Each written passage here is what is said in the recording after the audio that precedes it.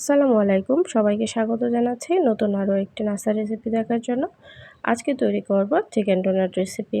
খুবই সহজভাবে আজকে নাস্তাটা তৈরি করে দেখাবো। আশা করি ভিডিওটি ভালো লাগবে। ভিডিওটি অবশ্যই শেষ পর্যন্ত দেখবেন এবং চ্যানেলটিকে সাবস্ক্রাইব করে রাখবেন। চলুন শুরু করি। আমি এখানে হাফ কাপ চিকেন কিমা নিয়েছি, তাতে নিয়ে নেব হাফ কাপ সেদ্ধ আলুগুলো একটি গ্রেটারের সাহায্যে গ্রেট করে নিয়েছি। দিয়ে দিব স্বাদ মতো লবণ, বড় সাইজের পেঁয়াজ বেরেস্তা করে নিয়েছি এবং একটি পেঁয়াজ কুচি করে নিয়েছি।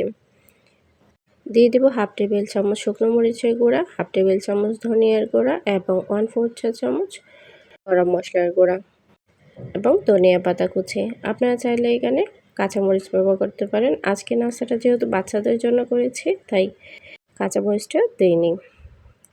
এই পর্যায়ে দিয়ে দিব বিস্কিটের গুঁড়া। আপনারা চাইলে এখানে ব্রেড ক্রামও দিতে পারেন। আমি আজকে বিস্কিটের গুঁড়া দিয়ে করে দেখাচ্ছি। সবগুলো উপকরণ ভালো করে মিশিয়ে নিব। এখন ডোনাট শেপ করে বানিয়ে নিচ্ছি। আমি এখানে মাঝারি সাইজ করে বানাচ্ছি, আপনারা ছোট বা বড় করতে পারেন।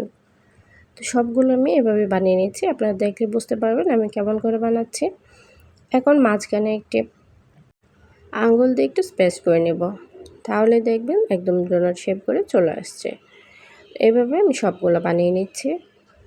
যদি রেসিপিটা ভালো লেগে থাকে অবশ্যই চ্যানেলটিকে সাবস্ক্রাইব করে নেবেন এবং যারা ফেসবুক থেকে দেখছেন প্লিজ পেজটাকে ফলো দিয়ে রাখবেন। এখন নিয়ে নিচ্ছি বিস্কিটের গুঁড়া। এখন একটি বাটিতে নিয়ে নেব 2 চা চামচ পরিমাণ ময়দা, তাতে দিয়ে দিব সামান্য পরিমাণ পানি। এখন ময়দার পানিটা ভালো করে মিশিয়ে নিচ্ছি। আপনারা চাইলে এখানে ডিমের সাদা অংশটাও ব্যবহার করতে পারেন। আজকে আমি ময়দা দিয়ে করে দেখাচ্ছি একদম সহজভাবে।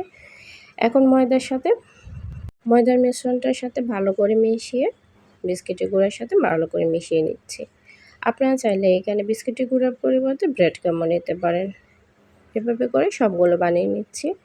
একটি প্যানে পর্যাপ্ত পরিমাণ তেল গরম করে নিয়েছি। আমি এখানে কম তেলে ভাজার চেষ্টা করছি, আপনারা চাইলে ডুবো তেলেও ভাজতে পারেন।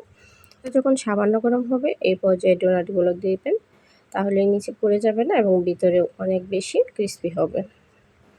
এক পাশটা যখন হয়ে গিয়েছে অন্য পাশটা উল্টিয়ে নিচ্ছি। যতক্ষণ পর্যন্ত না ব্রাউন কালার হয়ে আসছে ততক্ষণ ভেজে নেব।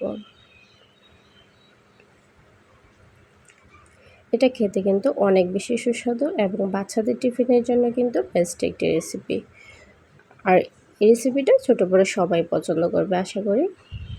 তো ব্রাউন কালার চলে আসছে, এই পর্যায়ে আমি নামিয়ে নিচ্ছি। অনেক বেশি ক্রিস্পি হয়েছে।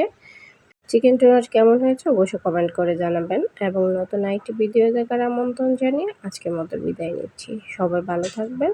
আল্লাহ হাফেজ।